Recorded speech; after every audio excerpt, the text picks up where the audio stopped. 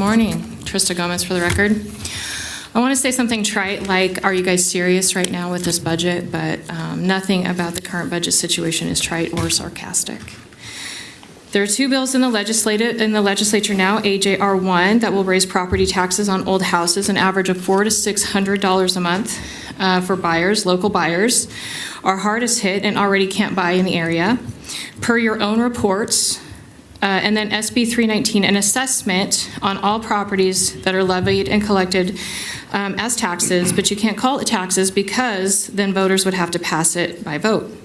These two, or even if one passes, will put even more barriers in place for local buyers.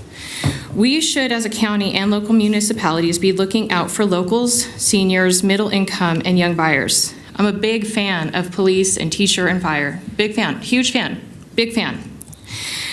But these government-paid employees have benefits and pay that far exceed taxpayers paying these salaries and not realizing the same benefits.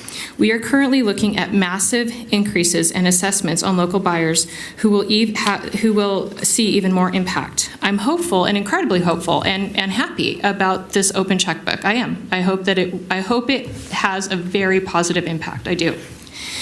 I'm listening to the library advocates, of which I am one.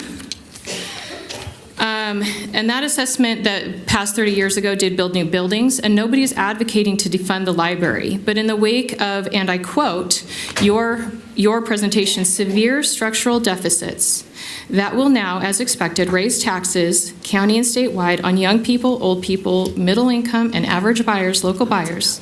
The argument that the library budget doesn't raise taxes is on its face true, but the county as a whole is looking at hurting the very population that needs less barriers. Efficient and just budgets countywide that benefit everyone equally should be explored and acted on. Nobody's saying to defund the libraries. Nobody's saying that we don't love our public employees. Nobody's saying that any of these things are true. But you guys are putting in place budgets that are hurting the people that need your help the most. Every single meeting, this is what's going on. Blue-collar workers, young people, local buyers who cannot buy in this area. I hate to say it, but California is somewhat of a pariah nationwide, and we are following in their footsteps, lockstep.